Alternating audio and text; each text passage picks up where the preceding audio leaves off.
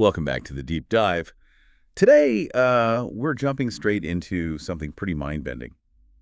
Time slips. Yeah, those really brief, baffling moments where people seem to glimpse another time period entirely. Exactly. And the central conflict is always, is this actually happening? Is it some kind of physical event? Or is it all psychological? And you almost have to start with the case that makes the purely psychological explanation so difficult. That's the 1996 Bold Street incident in Liverpool. Right, the one with the off-duty police officer, Frank. Frank, yeah, and another witness, Julie French, totally independent, both reported seeing Dylan's bookshop just vanish. And in its place, an old shop called Cripps. Seeing the same impossible, historically accurate detail. That shared testimony, well, it makes it incredibly hard to just dismiss, doesn't it? It really does. Conventional explanations, physics, psychology, they struggle with that kind of shared specific experience. Which is why, for this deep dive, we're turning to a fictional source for a different angle. A novel, The Stone That Remembers. Exactly, and its core idea is fascinating. What if the past isn't somewhere you travel to? What if it's more like a recording, something embedded right here in the world around us? Okay, a recording. So the book proposes a mechanism for this. How would that even work? It does. The book calls it contextual encoding. So think about quartz crystals. We already use them scientifically, right? For dating things based on trapped charge from radiation. Yeah, thermoluminescence, dating, and similar stuff. Right. So the novel suggests, what if those crystals don't just trap charge, but also tiny bits of the environment? Microscopic context, we're talking pollen, maybe trace elements, even scents, volatile organic compounds. So the stone itself becomes a kind of archive, a physical archive of sensory memory, where the radiation signature and the actual context are sort of locked together. Precisely. It becomes an archive. And the book gives this great example to illustrate it. The Rosegate example. Yeah, Rosegate. There's a scientist in the story working with some smoky quartz recovered from this demolished estate, Rosegate. And the quartz starts, well, emitting things. Emitting? Like how? Like the distinct scent of roses, and a faint sound, like humming. It's an auditory and olfactory snapshot, basically, caught in the stone. Okay, wow. So it's not just seeing things, it's smell, sound. Right. But here's the kicker, and this ties back to accessing the past. The sensory data wasn't just, a ghost image. It contained information, instructions almost. Instructions? How? By analyzing these sensory playbacks, the rose scent, the humming, the scientist figures out a lost recipe. A recipe for a very specific, rare type of rose that used to grow there. No way. From just scent and sound. Apparently, yes. The details were encoded somehow. How to amend the soil, ash, and lime. When to graft a yellow bud onto pink rootstock, specifically during the waxing moon. Even inducing drought before blooming to make the fragrance stronger. So the memory, the recording, it's being used like an instruction manual recovered from the past. That's the idea. Memory as instruction. Now, if we bring that fictional mechanism back to the real world, well, most famous time slip cases when you really scrutinize them, like Versailles or some of the other Bold Street stories people tell. The evidence for actual physical travel just isn't strong, is it? It tends to fall apart. It really does. But if we take witnesses like Frank and Julie on Bold Street as reliable, and an off-duty officer's testimony usually carries weight, then maybe the failure isn't in their perception. You mean? Maybe the failure's in our tools. Our science can't measure what they actually encountered. That's the synthesis this framework offers. And think about those electromagnetic fields often mentioned in fringe theories, underground railways, telluric currents, the Earth's natural fields. People usually link those to causing hallucinations, right? Right. But what if they're not causing hallucination? What if those fields are actually the trigger? What if they're hitting play on that physical sensory recording trapped in the environment, in the stone? Ah, okay. So the time slip isn't a journey through time. It's like hearing an echo, a playback. An echo, exactly. A momentary crack in the illusion, maybe. You're not traveling, you're just briefly perceiving this embedded recording. Which really resonates with that quote, often linked to Einstein, about reality being an illusion, just a very persistent one. It fits surprisingly well, doesn't it? So if you accept this premise, even just hypothetically, that the past is a kind of deep sensory recording trapped in the stones around us, Yeah. well, it leaves you with a pretty profound question to think about.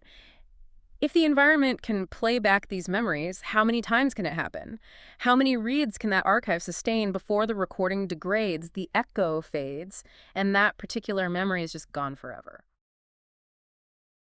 The stone that remembers. I never set out to slip through time. All I wanted was to make quartz talk.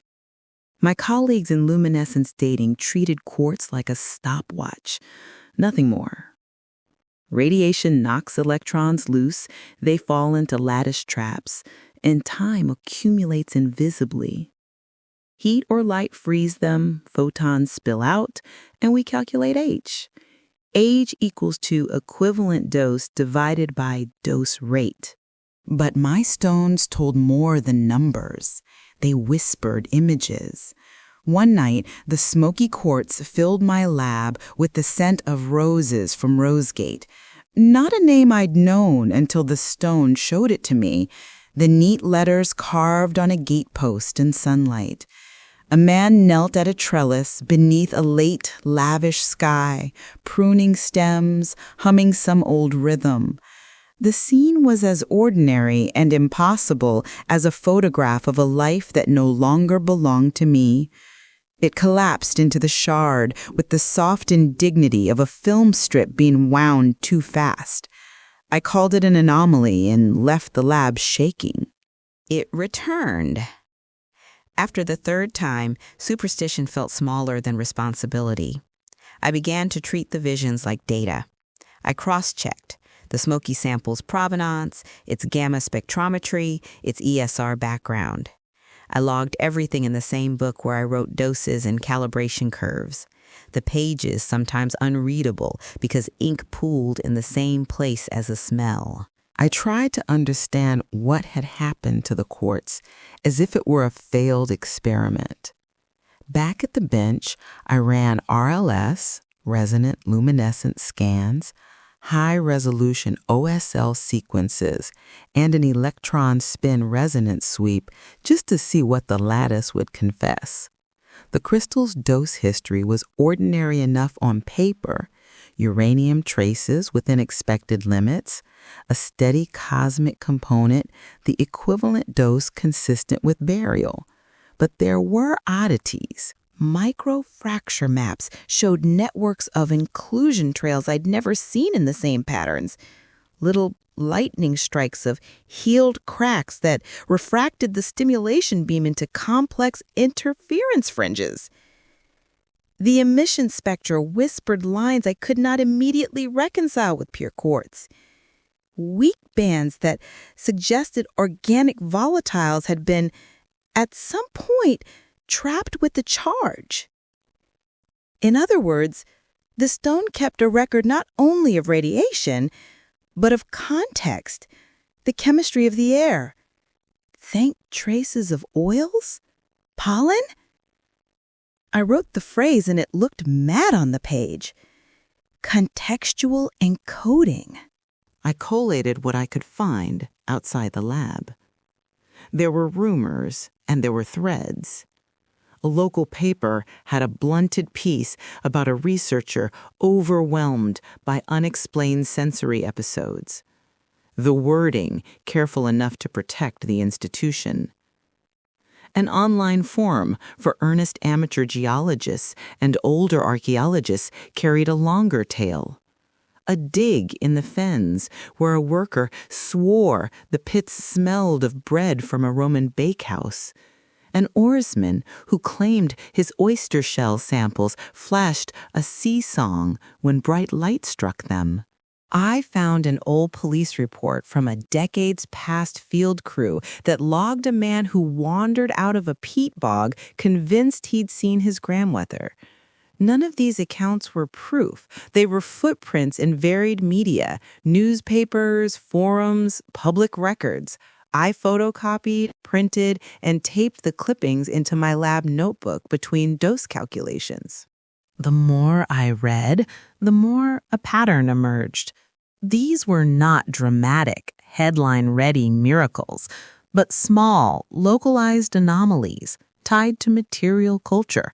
Fabrics, ceramics, seeds, objects that had lived in particular places and were then trapped by a stable physical medium.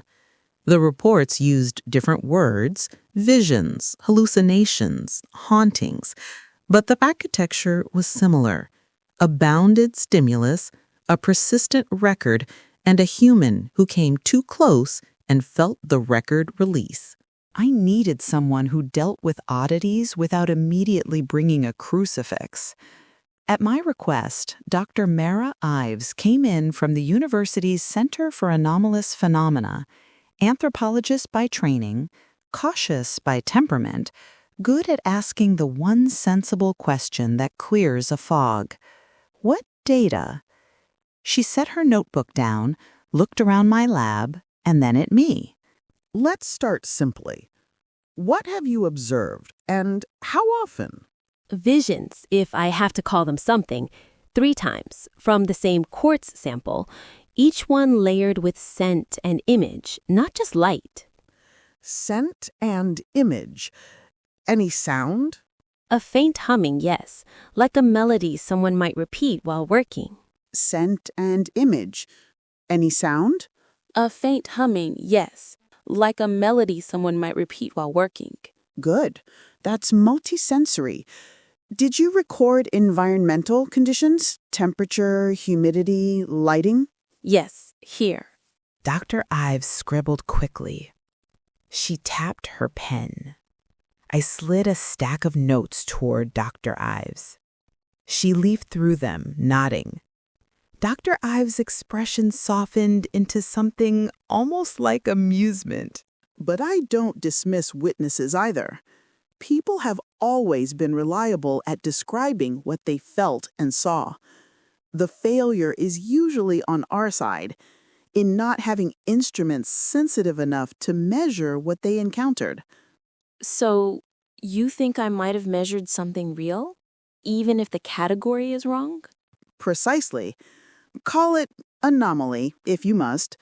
My question is not whether you saw roses or heard humming or smelled perfume. My question is, what changed in the mineral to release those impressions into you here and now? She did not believe in ghosts, she told me, but she also did not rule out that people could be reliable witnesses to things institutions had not learned to measure. We sat across from one another under the lab's buzzing fluorescence while a cooled shard made the room smell faintly floral. I ran her through the technical stuff, equivalent dose, microfracture mapping, the anomalous emission bands, and then the other stuff, the visions.